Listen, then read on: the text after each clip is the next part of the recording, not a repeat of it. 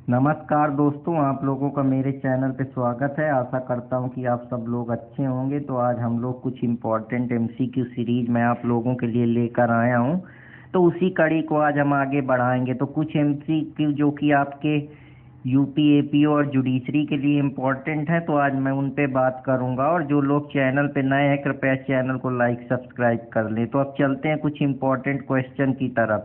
तो कुछ क्वेश्चन है जो power to proceed again person appearing a guilty, उससे रिलेटेड। कभी कभी ये हम देखते हैं कि जो पर्सन होता है वो किसी काम के, मान लीजिए कोई अपराध करा कोई इंसान, वो गिल्टी है, लेकिन कभी कभी कुछ एविडेंस से पता लगता है कि जो एक्यूज के साथ और भी लोग हैं जो इसमें सम्मिलित हैं। तो उसी के लिए प्रिंसिपल है जो सेक्शन 358 बीएनएस में दिया गया है, जो ये बताता है कि हम जो पर्सन किसी भी क्राइम के लिए एक्यूज है उसके साथ हम एडिशनल एक्यूज के ऊपर भी ट्रायल चला सकते हैं या चार्ज फ्रेम कर सकते हैं, अगर हमें उसके खिलाफ कुछ एविडेंस मिलते हैं। तो ये सेक्शन जो है वो इसके बारे में बात करता है।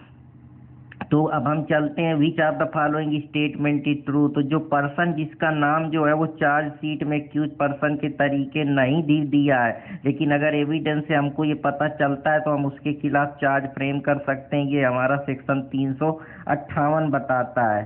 तो आशा करता हूँ कि आप लोगों को ये समझ में आया होगा। यही सेम प्रिंसिपल 319 में पहले सीआरपीसी में दिया था। तो ये कुछ चीजें हैं जो इंटरलिंकेज है। तो ज्यादा जानकारी के लिए चैनल पर प्रेषण जर्नी अर्पित कुमार इलाहाबादिया के चैनल से जुड़े रहें और Telegram Arpit law and GS academy को ज्वाइन और लाइक सब्सक्राइब करते रहें। तो अब हम चलते हैं कंपाउंडिंग ऑफेंस की तरफ। तो जो कंपाउंडेबल के मामले हैं, जहां हम कोई भी अपराध करते हैं, तो कभी कभी क्या होता है, अपराध जो होते हैं वो कंपाउंड हो जाते हैं जब दोनों पक्ष की, जो एक्यूज और विक्टिम के बीच में जो है वो पनिशमेंट को लेकर विड्रॉल करने की सहमति बन जाती है। चार्ज जो फ्रेम हो चुके हैं उस पे वो बीच में ही उसके साथ समझौता कर लेते हैं, या जो पनिशमेंट है उस पे आपस में दोनों उस चीज़ पे कंपाउंडेबल नज़रिए से उस चीज़ को देखते हैं कि हाँ चलो जो भी हुआ ठीक है, या मेरे खिलाफ जो चार्ज फ्रेम हुए हैं उसको विड्रॉल करना चाहते हैं। तो इस तरीके की जो चीज़ें हैं वो हमारे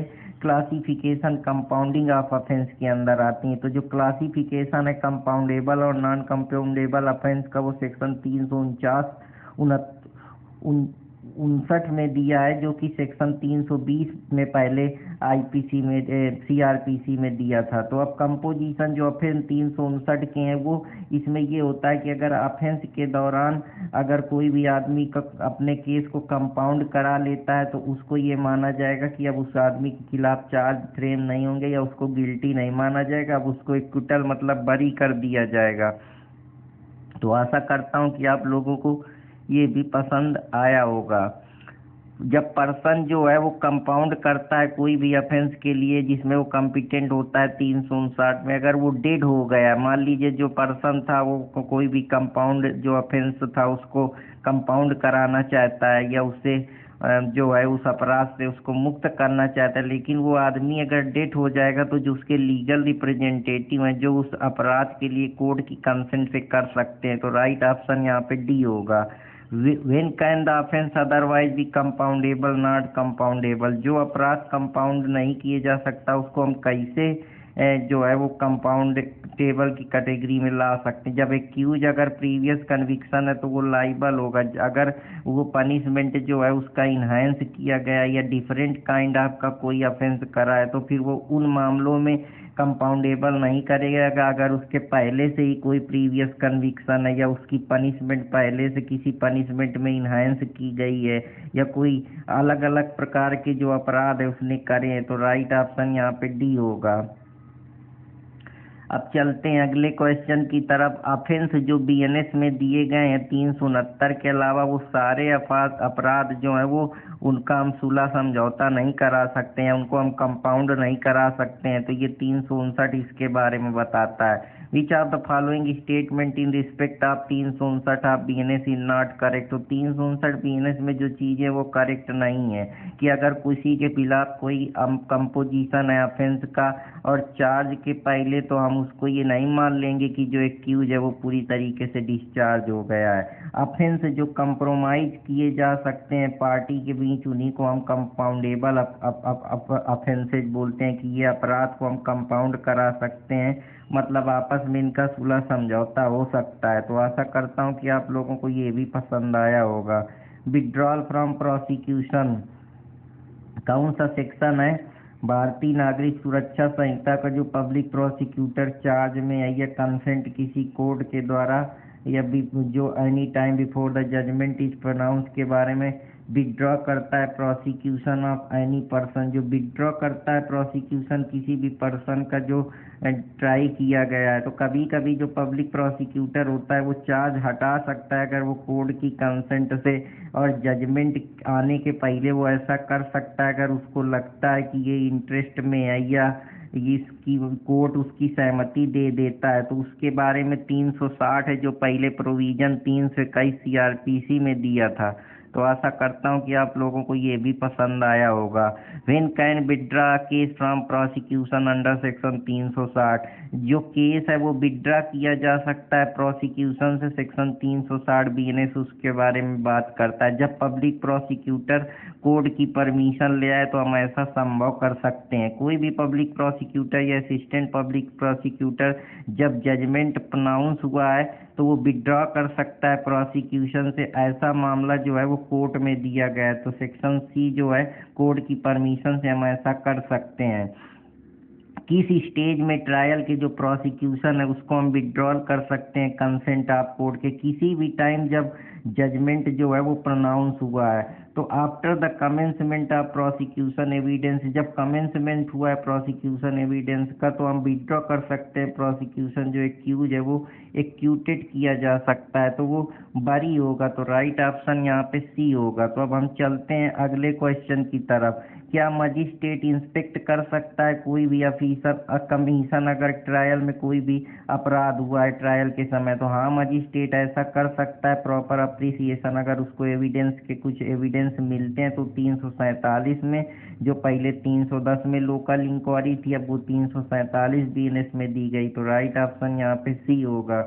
अगर एक ट्रायल में मजिस्ट्रेट को ये लगता है कि केस जो है वो ट्राइड होना चाहिए कोर्ट ऑफ सेशन पे, तो कौन सी संहिता में वो इस केस को कमिट कर सकता है? तो 362 में जो मजिस्ट्रेट है वो केस को कमिट कर सकता है। तो आशा करता हूँ कि आप लोगों को ये भी पसंद आया होगा। अगर मजिस्ट्रेट के ओपिनियन में या एविडेंस को सुनने के बाद प्रोसिक्यूशन के साइड के या एक्यूज के कि उसको वो एक्यूज जो है वो गिल्टी है कि नहीं है, तो वो सीवियर पनिशमेंट के लिए अगर मजिस्ट्रेट को लगता है तो वो फॉरवर्ड कर सकता है कि इसमें जो पनिशमेंट है वो ज़्यादा सीवियर है या एक्यूज है जो वो गिल्टी है, तो first class magistrate chief judicial magistrate के पास भेज सकता है। ये 364 में दिया गया। सेम प्रिंसिपल 325 सीआरपीसी में पहले दिया था।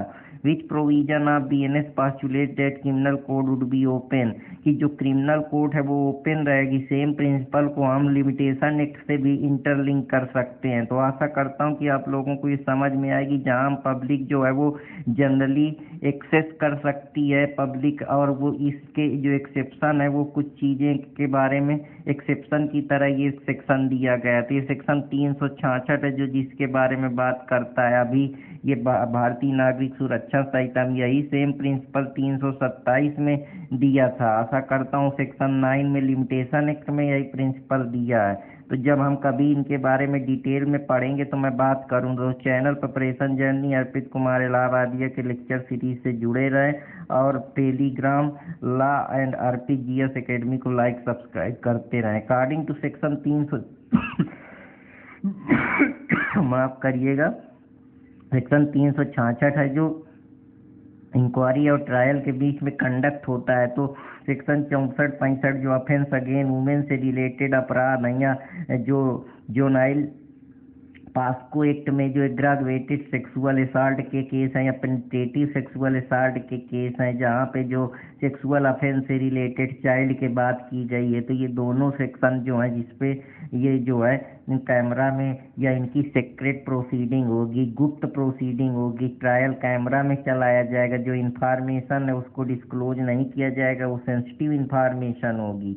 विच ऑफ द फॉलोइंग सेक्शन आप प्रोवाइड रिलीज ऑफ पर्सन की, जो अनसाउंड पर्सन है हम उसको रिलीज कर सकते हैं बेल में, जिसकी इन्वेस्टिगेशन और ट्रायल अभी पेंडिंग पर है। तो ये सेक्शन 359 इसके बारे में बात करता है। तो अब चलते हैं अगले क्वेश्चन की। कुछ प्रोविजन जो है एडमिनिस्ट्रेशन ऑफ जस्टिस से रिलेटेड दिए गए कि हम किस प्रकार से जस्टिस को एडमिनिस्ट्रेट करें, पहुंचाएं, तो वो सेक्शन 379 से लेकर 391 के प्रोविजन इसके बारे में बात करता है। तो एडमिनिस्ट्रेशन ऑफ जस्टिस के बारे में चैप्टर 28 है जो बात करता है। मजिस्ट्रेट जिसने इसके खिलाफ जो है कंप्लेन जिसने 369 या 380 में की है, या कोई अपील जो है 380 में दिया है, तो हम उसको केस अगर पुलिस रिपोर्ट के हिसाब से इंस्टीट्यूट हुआ है तो हम उस पर डील करेंगे। कौन सा सेक्शन है जो मजिस्ट्रेट को 379 में या 380 में प्रोसीड करेगा अगर केस जो है वो पुलिस रिपोर्ट के हिसाब से इंस्टीट्यूट हुआ है? तो 382 जो है वो मजिस्ट्रेट कॉग्निजेंस ले सकता है। यही प्रिंसिपल 343 सीआरपीसी में भी दिया गया है। कौन सा सेक्शन है जो समरी प्रोसीजर के ट्रायल के बारे में बात करता है कि अगर तुम कोई फॉल्स एविडेंस देते हो तो समरी प्रोसीजर चलाया जा सकता है ट्रायल के लिए? तो ये 383 में इसके बारे में दिया गया है। सेम प्रिंसिपल 344 सीआरपीसी में दिया है। कौन सा सेक्शन है जो एक्यूज को 383 में पनिशमेंट के बारे में बताता है? तो जो 383 में है कि उसका पनिशमेंट 3 महीना या फाइन हो सकती है 1000 के साथ साथ दोनों चीजें हो सकती हैं। तो राइट ऑप्शन यहाँ पे ए होगा। जो सिविल कोड की तरह जो इसका इन्वोक किया जाएगा भारतीय नागरिक सुरक्षा संहिता में, ये प्रोवाइड किया गया 384 में। सेम प्रिंसिपल 345 सीआरपीसी में दिया है। डिस्चार्ज अगर अफेंडर कुछ करता है तो उसको एपोलॉजी करके, दया अगर मांग के या क्षमा कर दिया जा सकता है या डिस्चार्ज किया जा सकता है अगर वो सबमिशन एपोलॉजी की वो करता है। तो ये कुछ ट्रायल से पहले के तरीके होते हैं जिसमें ट्रायल को ख़त्म किया, जैसे विड्रॉल करना, एपोलॉजी देना या कंपाउंडिंग कराना। तो 387 के प्रोविजन दिया गया। सेम प्रिंसिपल सीआरपीसी के सेक्शन 348 में दिया गया है। अब हम जजमेंट की तरफ चलते हैं। तो जजमेंट हमारा 391 से लेकर 406 सेक्शन बीच में दिया गया है। जजमेंट के जो प्रोविजन है वो चैप्टर 29 इसके बारे में बात करता है। तो आशा करता हूँ कि आप लोगों को ये भी पसंद आया होगा।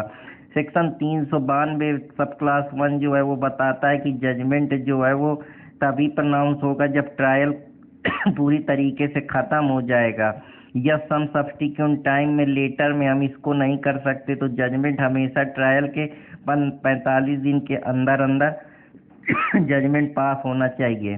कौन सा प्रोविजो है सेक्शन 392 सब क्लास 4 का? जो कोई भी जजमेंट की अगर कॉपी है तो वो उसके पोर्टल पे जो है जजमेंट की वो अपलोड होगी उसके कितने दिन के अंदर? तो 7 दिन के अंदर ऐसा करना जरूरी है। In which case presence of accuse be dispense, किस मामले में जो एक्यूज की प्रेजेंस है उसको वंचित किया जा सकता है जजमेंट अगर डिलीवर हो रहा है? जब पर्सनल एक्यूज की जो अटेंडेंस है उसको डिस्पेंस किया जा सकता है, या जजमेंट जब बरी का मामला है। तो हम ये दोनों केसेस में इन चीज़ों का यूज कर सकते हैं। कौन सा सेक्शन है भारतीय नागरिक सुरक्षा संहिता का? जो लैंग्वेज क्या होगी जजमेंट की, कंटेंट क्या होगा जजमेंट, उसके बारे में बात करता है। तो सेक्शन 393 और सेक्शन 354 सीआरपीसी, इन दोनों को आप इंटरलिंक कर सकते हैं। सेक्शन 393 जो भारतीय नागरिक सुरक्षा संहिता का है वो ये बताता है कि अगर आप किसी की इंसान को जजमेंट जब आया है और अगर जजमेंट डेथ ऑफ सेंटेंस से रिलेटेड हो तो उसके लिए रीजन आपको रिकॉर्ड करने पड़ेंगे। Which of the following section of Bharatiya Nagarik Suraksha Sanhita when any person is sentence to death, अगर कोई पर्सन को हम डेथ देना चाहते हैं तो जो डेथ होगी वो hang till neck by death के द्वारा जब तक पूरी तरीके से उसकी फांसी नहीं दी जाती तब तक हम उसको लटकाए रहेंगे। तो ये सेक्शन 393 सब क्लास 5 में दिया, यही सेक्शन 354 सब क्लास 5 में दिया था सीआरपीसी के। Under which section of BNS, कौन सा सेक्शन बीएनएस का है जो कोड को ये बताता है कि फाइन जो है वो पार्ट सेंटेंस का नहीं है, अगर लेकिन अमाउंट जो पेज है वो एक्यूज को कंपनसेशन की तरह पेड किया जाएगा अगर जो सेंटेंस है वो फाइन का पार्ट नहीं। तो 395 सब क्लास 3 है। विक्टिम कंपनसेशन के बारे में बात की, रीजनेबल मेडिकल एक्सपेंसेस, रिहेबिलिटेशन का खर्चा विक्टिम को लिए कंपनसेशन दिया जाएगा या उसकी फैमिली को या उसके डिपेंडेंट को या उसके लीगल एयर को या उसको स्टेट के द्वारा जो नेशनल लीगल सर्विस अथॉरिटी है उनके द्वारा दिया जाएगा, या जो बर्न इंजरी होती है जिसमें Lakshmi versus union of India का केस इंपॉर्टेंट रोल प्ले करता है। तो सेक्शन 396 इसके बारे में बात करता है। सेक्शन 396 भारतीय नागरिक सुरक्षा संहिता में अगर कोई अफेंडर जो है वो ट्रेस नहीं किया गया या आइडेंटिफाइड नहीं किया गया तो उसके डिपेंडेंट को कंपनसेशन मिलेगा 2 महीने के अंदर अगर वो डिस्ट्रिक्ट लीगल सर्विस अथॉरिटी में अपनी कंप्लीट इंक्वायरी इस बारे में करता है। तो right option 2 month.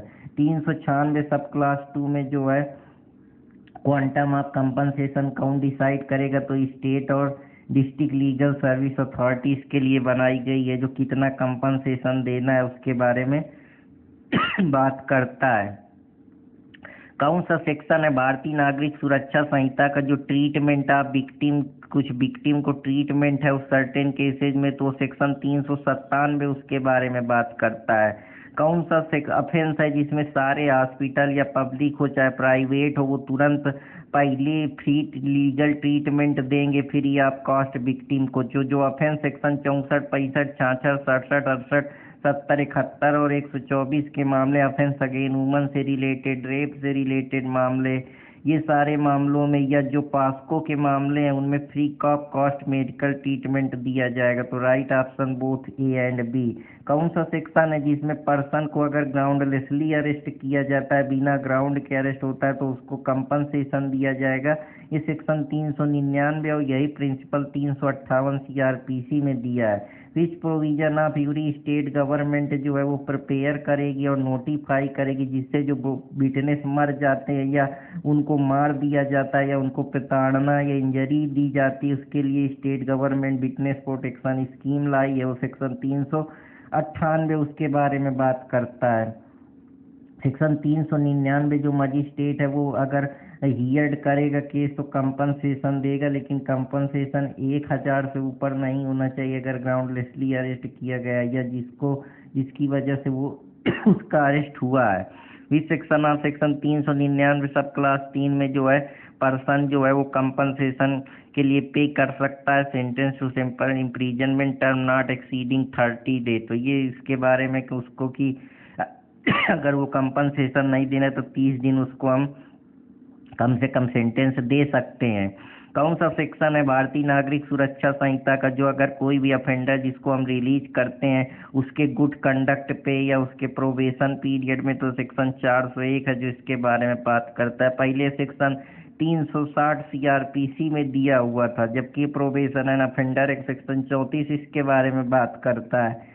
Which of the following can not be considered magistrate in case of release of offender, अगर किसी को हम एडमोनिशन के समय रिलीज करते हैं तो कुछ चीजें ध्यान रखनी पड़ती हैं कि उसने अपराध कौन सा करा है, उस अफेंडर की एज कितनी है, उसका कैरेक्टर कैसा है, तो फाइनेंशियल कंडीशन जरूरी नहीं होती। तो हमसे नॉट पूछा है तो राइट ऑप्शन डी होगा। हु में release a person on probation of good conduct section 401 में रिलीज कर सकता है, तो जो पर्सन 20 ईयर का नहीं है या पर्सन जो 20 ईयर एज का है या कोई वुमेन है तो सब लोगों को प्रोबेशन उनके गुड कंडक्ट पे जो कोर्ट है वो रिलीज कर सकती है, कस्टडी से उनको बाहर ला सकती है, उनको बेल दे सकती है या उनको सुपरविजन में रख सकती है। तो ये सारी चीजें हैं, कोई भी जजमेंट है वो अल्टर नहीं किया जाएगा। ये किस सेक्शन में दिया है, सेक्शन 403 में दिया है। यही सेम प्रिंसिपल सेक्शन 362 सीआरपीसी में दिया है। तो चलते हैं अब अगले क्वेश्चन की तरफ। अगर कोर्ट जो है किसी जजमेंट को साइन कर देती है या final order disposing of case से रिलेटेड हो जाता है तो वो उस केस में अगर उसमें कोई क्लरिकल या कोई अर्थमेटिकल एरर कोई भी है तो वो जजमेंट को दोबारा से डिस्पोज किया जा सकता है। जैसे ही जजमेंट या final order disposing of case का आया तो कोर्ट उसको साइन करेगी, ताकि कोर्ट अगर कोई भी करेक्ट या क्लरिकल एरर है तो उसको देख सके। सेक्शन 404 भारतीय नागरिक सुरक्षा संहिता का पर्सन अगर एक्यूज है किसी अफेंस से रिलेटेड या कॉपी है जो जजमेंट की, वो फ्री ऑफ कास्ट देगी जब जजमेंट प्रोनाउंस हो जाएगा। तो राइट ऑप्शन सेक्शन बी होगा यहाँ पे। अब हम चलते हैं कुछ केसेस जहाँ डेथ सेंटेंस की सबमिशन की बात की जाती है, डेथ सेंटेंस को कंफर्म किया जाता है, तो उसके जो सेक्शन है वो सेक्शन 407 से लेकर 412 की कहानी है। तो कौन सा चैप्टर है भारतीय नागरिक सुरक्षा संहिता का जो सबमिशन ऑफ डेथ सेंटेंस के बारे में बात करता है? तो सबमिशन ऑफ डेथ सेंटेंस के जो मामले हैं वो चैप्टर 30 इसके बारे में बात करता है। यही principle submission of death sentence में चैप्टर 28 में भी सीआरपीसी में दिया था। कौन सा सेक्शन है भारतीय नागरिक सुरक्षा संहिता का जो ये बताता है कि हाई कोर्ट में अगर कोई ऑर्डर डेथ से रिलेटेड पास हुआ है तो सेशन कोर्ट के प्रायर टू उसके एग्जीक्यूशन के पहले की डेथ को अगर एग्जीक्यूट कराना है तो वो सेक्शन 407 उसके बारे में बात करता है। कौन सा सेक्शन है भारतीय नागरिक सुरक्षा संहिता का जो पावर देता है हाई कोर्ट को या कंफर्म करता है सेंटेंस या एनल ऑफ कन्विक्शन की हाई कोर्ट उस सेंटेंस को कंफर्म करेगी या तो हटा देगी वो जो कन्विक्शन है? तो सेक्शन 409 है। सेम प्रिंसिपल 368 सीआरपीसी में दिया था। अगर सेंटेंस किसी की डेथ की होती है लोअर कोर्ट के द्वारा तो उसको एक बार हाई कोर्ट जरूर कंफर्म करेगा। तो राइट ऑप्शन ये होगा। When the court of session is pass a sentence, अगर कोर्ट ऑफ सेशन जो है वो सेंटेंस पास करता है तो प्रोसीडिंग जो है वो हाई कोर्ट और डेथ सेंटेंस में एग्जीक्यूशन करेगा, जबकि हाई कोर्ट के कंफर्मेशन के बाद ही वो है जो प्रोसीडिंग हाई कोर्ट में जाएगी और डेथ सेंटेंस का कंफर्मेशन हाई कोर्ट के द्वारा होगा। तो राइट ऑप्शन आप लोगों को समझ में आ गया होगा। कितने नंबर ऑफ जजेज होते हैं जो कंफर्मेशन किसी भी डेथ सेंटेंस से रिलेटेड करते हैं? तो 2 जजेज का होना जरूरी होता है। अब जब सबमिशन हम डेथ सेंटेंस की कोर्ट ऑफ सेशन में करते हैं तो हाई कोर्ट ये देख सकती है कि वो उस सेंटेंस पे कन्फाइंड करना चाहती है, उस कन्विक्शन को हटाना चाहती है, कोई और अदर ऑर्डर पास करना चाहती है लॉ के द्वारा। तो सारे ऑप्शन जो है वो एक्सरसाइज कर सकती है हाई कोर्ट। अब अपील के मामले देखते हैं। तो अपील जो है सेक्शन 413 से लेकर 435 की कहानी है। तो चैप्टर जो 21 चैप्टर 31 है वो अपील से रिलेटेड है। अपील के बारे में चैप्टर 31 बताता है अपील हम तभी करते हैं जब कोई जजमेंट आ जाता है और उससे हम खुश नहीं होकर हम हायर कोर्ट पे ये अपील करते हैं जिससे हम उसकी जुडिशियल स्क्रूटनी करा सके, अगर कोई केयरफुल एग्जामाइन कर सके कि जो ये जजमेंट आया ये पूरी तरीके से इम्पार्शियल है, सही है, या इंटरेस्ट ऑफ जस्टिस के लिए हम कोर्ट में हायर कोर्ट में उस चीज़ की दलील देते हैं जिससे हमको जो है एक प्रकार से हम संतुष्ट नहीं है। जो लोअर कोर्ट है तो हम देश के सबसे बड़ी जो कोर्ट है वहाँ पे हम जजमेंट को रिव्यू कराना चाहते हैं या दोबारा से हम उस जजमेंट को देखना चाहते हैं या हम जस्टिस के लिए हायर कोर्ट पे अप्रोच करते हैं, तो उसी का नाम अपील है। Which are the following section of BNS, कौन सा सेक्शन है जहाँ पे ये दिया? और अपील आपका कोई खुद का राइट नहीं है, ये आपको स्टैच्यूरी के द्वारा मिलता है। मतलब ये आपको आपके लीगल जो स्टैच्यू है स्टैट्यूट में दिया है, ला उसके लिए बना है, उसी आधार पे। ऐसा नहीं कि आप जब मन चाहे तब ये राइट को यूज कर लिए। ला आपको ये राइट देता है। कोई भी अपील तब तक नहीं लाई होगी जब तक वो प्रोवाइड नहीं की जाएगी। तो इसीलिए प्रिंसिपल 372 सीआरपीसी में पहले दिया था। अब सेक्शन 413 इसके बारे में बात करता है। 413 बीएनएस का ये बताता है कि अगर हम किसी भी एक्विटल के आर्डर से खुश नहीं है तो हम उस पर अपील कर सकते हैं। विक्टिम जो है वो can not file appeal again the judgement pass by the court. जो कोर्ट अगर कोई अपर्याप्त सेंटेंस पास करिए कि वो सेंटेंस बहुत कम है तो अब उसके लिए कोर्ट अपना टाइम थोड़े बर्बाद करेगी। तो राइट ऑप्शन यहाँ पे डी होगा।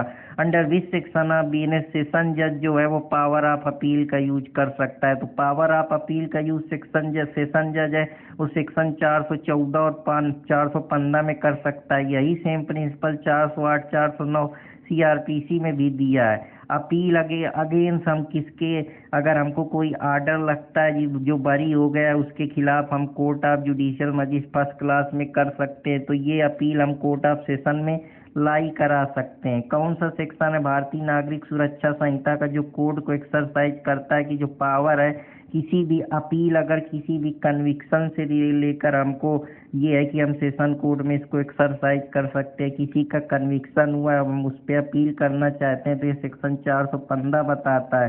सेम प्रिंसिपल 379 में सीआरपीसी के दिया है। अपील जो 415 में बीएनएस में दिए गई है वो ये है कि हम अपील, अगर कोई पर्सन कन्विक्ट हुआ है या किसी को किसी चीज़ के लिए सज़ा मिली है और उससे खुश नहीं है तो अपील कर सकता है। तो राइट ऑप्शन यहाँ पे बी होगा। तो अब चलते हैं अगले क्वेश्चन की तरफ। कौन सा अपील में जो है जिसमें 415 बीएनएस का अगर सेक्शन 64, 65, 66, 67, 68, 71 से रिलेटेड भारतीय न्याय संहिता के मामले हैं तो पीरियड जो है वो जिससे जल्दी से जस्टिस को इंश्योर किया जाए, क्योंकि ये वुमेन से रिलेटेड अपराध हैं, ऐसे अपराध हैं जो सीरियस हैं या जेंडर सेंसिटिव मामले हैं, तो पीरियड ऑफ 6 महीने के अंदर अंदर ये अपील को फाइल करना जरूरी है। तो within the period of 6 month from the date of filing of such appeal जो है वो सेंटेंस के बारे में इन पे पता चल जाना चाहिए। अपील को 6 महीने के अंदर हमको डिस्पोज करना होता है। Any person convicted of trial, कोई भी पर्सन जो किसी भी ट्रायल पे जिसको सजा मिली है वो एडिशनल सेशन जज के पास अपील कर सकता है हाई कोर्ट में। कोई भी पर्सन जो कन्विक्ट है ट्रायल में और एडिशनल सेशन जज जो ऑफेंस की सजा 7 साल से अगर ऊपर है तो वो अपील कर सकता है हाई कोर्ट में। कौन सा सेक्शन है जो बार लगाता है, मना करता है कि आप कुछ केसेज में अगर एक्यूज गिल्टी भी है तब भी हम उसको अपील में नहीं, क्योंकि ये छोटे मोटे मामले हैं। 416 जो है इसके बारे में बात करता है, 375 सीआरपीसी से आप इसको इंटरलिंक कर सकते हैं। अपील के मामले आप कॉन्स्टिट्यूशन से भी जोड़ सकते हैं, जहाँ उसके लिए ग्रांट इशू करता है हाई कोर्ट की। इस चीज़ के लिए 3 जो मामले दिए गए हैं अपील, जैसे ओरिजिनल जुडिक्शन फिर दिया गया है, फिर इसके बाद और भी तमाम प्रकार के जो जुडिक्शन होते हैं, क्रिमिनल जुडिक्शन के मामले जो होते हैं या एक्सक्लूसिव जुडिक्शन जो दिया गया है, ये सारे जो हैं इसको आप इंटरलिंक करके पढ़ेंगे तो आपको आसानी होगी। When the accused is convicted by the court of session, अगर कोई भी एक्यूज जो है वो कन्विक्ट कर दिया जाता है कोर्ट ऑफ सेशन के, तो जो प्ली ऑफ गिल्टी है उसके लिए हम उसकी जो सेंटेंस की लीगालिटी कैसी है या कहीं गलत तरीके से तो सेंटेंस नहीं पास किया गया, हम उससे संतुष्ट नहीं तो हम अपील कर सकते हैं। तो एक्सटेंट ऑफ लीगालिटी पे बेस्ड है। कौन सा सेक्शन है भारतीय नागरिक सुरक्षा संहिता का ये जो बताता है कि कोई भी अपील जो है वो पेटी केसेस में कोर्ट अपना समय थोड़े बर्बाद करेगी। अब 100 तक के मामले हैं तो उस पर थोड़े अपील करने पहुंच जाओगे, तो सेक्शन 417 इसके बारे में बात करता है।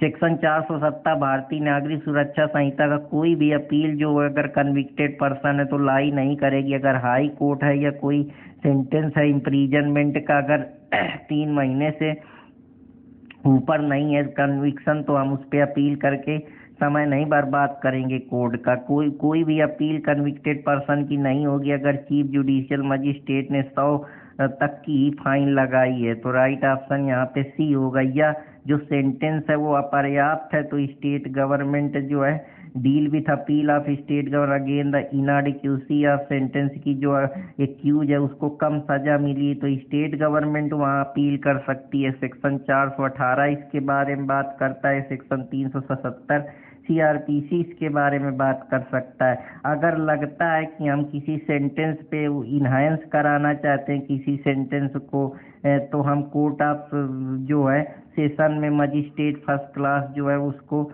अपील कर सकता है। अपील के जो मामले हैं अगर किसी का एक्विटल हुआ है तो हम उससे रिलेटेड कि कैसे बरी हो गया, हम इससे संतोष नहीं है, या जो एक्यूज है वो जो विक्टिम है वो उससे संतोष नहीं कर रहा कि ये कैसे जो एक्विटल इसको मिल गया, तो वो 419 में जा सकता है। ये सेक्शन 378 सीआरपीसी में पहले ये प्रोविजन दिया था। तो अब हम चलते हैं अगले क्वेश्चन की तरफ। अपील के जो केसेस हैं एक्विटल और मजिस्ट्रेट के वो सेशन कोर्ट में होंगे। सेक्शन 419 जो है भारतीय नागरिक सुरक्षा संहिता का कौन पब्लिक प्रोसिक्यूटर को डायरेक्ट कर सकता है कि वो एक अपील बनाए कोर्ट ऑफ सेशन में? अगर कोई ऑर्डर ऑफ एक्विटल किसी का पास हुआ है तो मजिस्ट्रेट जो है वो पूरी तरीके से कॉग्निजेबल और नॉन बाइलेबल ऑफेंस में ये पावर डिस्ट्रिक्ट मजिस्ट्रेट के पास है। Which section of Bharatiya Nagarik Suraksha संहिता में ये दिया है कि कैसे हम कोर्ट ऑफ सेशन जो है वो उस अपील को सुनेगी, तो ये 422 में दिया है। कैसे जो अपील है उसको हम समरली डिसमिस कर सकते हैं, बस समरी तरीके से जल्दी, जिससे ट्रायल ख़त्म हो, टाइम बचे और इंश्योर किया जा सके स्पीडी जस्टिस। तो ये सेक्शन 425 इसके बारे में बात करता है। ये सेम प्रिंसिपल 384 CRPC में पहले दिया था। जो प्रोविज़न है भारतीय नागरिक सुरक्षा संहिता से रिलेटेड लेकर, अगर कोई ऑर्डर हाई कोर्ट में एक अपील की तरह सर्टिफाइड है तो लोअर कोर्ट में कंटेन किया गया, तो सेक्शन 429 और 388 CRPC उसके बारे में बात करता है। पावर जो है अपीलेट कोर्ट का वो किस में मेंशन किया गया कि अपील कोर्ट क्या कर सकती है? सेंटेंस पास कर सकती है, रिवर्स कर सकती है, ऑर्डर एनल कर सकती है, अमेंड कर सकती है। तो सेक्शन 427 इसके बारे में बात करता है, जो सेक्शन 386 CRPC में पहले दिया था। We section provide suspension of sentence, जो सेंटेंस है उसको सस्पेंड कर सकती है अगर कोई अपील अभी पेंडिंग चल रही है या रिलीज कर दिया गया अपीलेंट को बेल पे। हो सकता है जो अपील है वो सेंटेंस अभी पेंडिंग पर ही है, तो शायद अपील अभी पेंडिंग पर शायद उसको जजमेंट में गिल्टी आ जाए, तो इस वजह से अभी हम उसको सेंटेंस नहीं दे सकते, शायद वो बरी हो जाए। तब इन सब केसों के लिए 430 जो है वो बात करता है 389 CRPC से आप इसको लिंक कर सकते हैं। Which when can a trial court release on accuse, जो ट्रायल कोर्ट है वो एक्यूज को रिलीज कर सकती है बेल में। सेक्शन 430(3) का जो BNS है आफ्टर कन्विक्शन उसके बारे में बात करता है। तो जो एक्यूज है उसको हम बेल पे रिलीज कर सकते हैं, इम्प्रीजनमेंट जो है नॉट एक्सीडिंग 3 ईयर। तो इसके बारे में बात करता है कि जो हम एक्यूज है उसको रिलीज कर सकते हैं बेल में। 430 सब क्लास 3 में अगर एक्यूज को बेल मिल चुकी है और इम्प्रीजन उसका 3 साल से ऊपर का नहीं है, तो राइट ऑप्शन यहाँ पे ए होगा। सेक्शन 435 जो BNS का है वो बताता है कि प्रोसीजर जो है वो हम किसी भी अपील को अबेट कर सकते हैं, त्याग सकते हैं। यही प्रिंसिपल 394 CRPC में दिया था। इफ अ क्रिमिनल अपील, मान लीजिए कोई और एक्यूज डाइज हो जाता है उस क्रिमिनल अपील में, तो जो उसके रिलेटिव हैं या जो इच्छा जाहिर करते हैं कि उस अपील को कंटिन्यू कर सकें, तो उनके लिए वो 30 दिन के अंदर उस पर अप्लाई करें। तो 30 डे का समय होता है अगर कोई एक्यूज क्रिमिनल अपील में मर जाता है। पर्पज जो है ग्रांट करने का लीव का अपील का, तो वो लाइनर डिसेंडेंट को मिल सकता है, उसका ब्रदर कर सकता है, वाइफ कर सकता है, लेकिन इस लिस्ट में उस अंकल जो है वो शुमार नहीं होते हैं। तो राइट ऑप्शन यहाँ पे नॉट पूछा है तो सी होगा। अब रिफरेंस और रिवीजन के मामले, कभी कभी जो लोअर कोर्ट होती हैं वो हाई कोर्ट के ओपिनियन जानना चाहती हैं, या कोई लॉ की इरेगुलरिटी हो जाती या पनिशमेंट जो है उसको कोई आर्डर पास करना होता है या कोई करेक्ट करना होता है, कोई अगर लीगल प्रोविजन में कोई दिक्कत हो जाती है, तो वो जो छोटी कोर्ट होती हैं वो बड़ी कोर्ट का रिफरेंस लेती हैं, उनसे इम्पोर्टेंट जानकारी अर्जित करती हैं। तो उसी के रिलेटेड जो ये सारी चीज़ें हैं इसको हम रिफरेंस बोलते हैं। तो रिफरेंस और रिवीजन के मामले सेक्शन 436 से लेकर 445 तक दिए हैं। तो कौन सा चैप्टर है BNS का जो रिफरेंस और रिवीजन की बात करता है? तो चैप्टर जो 32 है वो रिफरेंस से रिलेटेड बात करता है। ये सेम प्रिंसिपल सेक्शन चैप्टर 30 में CRPC के दिया है, तो राइट ऑप्शन यहाँ पे डी होगा। कौन सा सेक्शन BNS का है जो प्रोविजन बताता है रिफरेंस से लेकर हाई कोर्ट के? तो जो रिफरेंस की बातें दी गई हैं वो 436 में दी गई हैं। ये सेम प्रिंसिपल 395 CRPC में पहले दिया हुआ था। BNS जो है वो रिफरेंस का मेट कर सकते हैं। तो रिफरेंस हम किस चीज़ कहाँ मेट करेंगे? तो रिफरेंस जनरली हाई कोर्ट में मेट किया जाता है। कौन सा सेक्शन है भारतीय नागरिक सुरक्षा का जो प्रोहिबिट करता है कि सेपरेट रिवीजन सेम पार्टी के द्वारा नहीं किया जा सकता? तो ये 438 सब क्लास 3 है जिसके बारे में बात करता है। कौन सा जो है इम्पावर्ड करता है एक्सरसाइज की पावर ऑफ रिवीजन के बारे में? तो ये पावर ऑफ रिवीजन का जो इम्पावर करता है एक्सरसाइज ये हाई कोर्ट और कोर्ट ऑफ सेशन के पास ये अधिकार है। तो जो सेशन जज है वो रिवीजन का पावर रखता है, तो सेशन जज के पास रिवीजन का पावर है। ये सेक्शन 440 इसके बारे में बात करता है। ये सेम प्रिंसिपल 397 और 399 401 सीआरपीसी में दिया है। अगर हाई कोर्ट या कोई सेशन जज है जो किसी भी रिकॉर्ड को एग्जामाइन करना चाहता है, जो प्रोसीडिंग उसके इंफीरियर क्रिमिनल कोर्ट पे चल रही, तो उसको हम रिवीजन बोलते हैं। कौन सा सेक्शन है जो पावर ऑफ रिवीजन की बात करता है? तो जो पावर ऑफ रिवीजन का अधिकार है वो सेक्शन 442 उसके बारे में बात करता है। पहले यही सेम प्रिंसिपल 401 सीआरपीसी में दिया था। While exercising the power of revision, high court क्या नहीं कर सकता रिवीजन में? वो है जो एक्यूज को डिस्चार्ज कर सकता है, उसको बरी कर सकता है, उसको बेल दे सकता है। लेकिन एक चीज नहीं करेगा कि रिवीजन में अगर कोई भी एक्यूटल की अगर फाइंडिंग है तो उसको अब कन्विक्शन में बदल दे। अगर किसी छोटी कोर्ट ने उसको बरी कर दिया तो ये नहीं कि बरी को जो और कोर्ट है वो उसको कन्विक्ट कर दे। ये सिर्फ रिवीजन के केस में है, नॉर्मली चीजों में नहीं है। तो बीएनएस में कोई भी प्रोविजन रिव्यू जैसी चीज नहीं होती है। रिव्यू जैसी चीज जो होती है वो हमारे सिविल प्रोसीजर कोड में दी है। तो इसके बारे में भी कभी मौका मिलेगा तो बताऊंगा। तो आशा करता हूं कि आप लोगों को ये भी पसंद आएगा।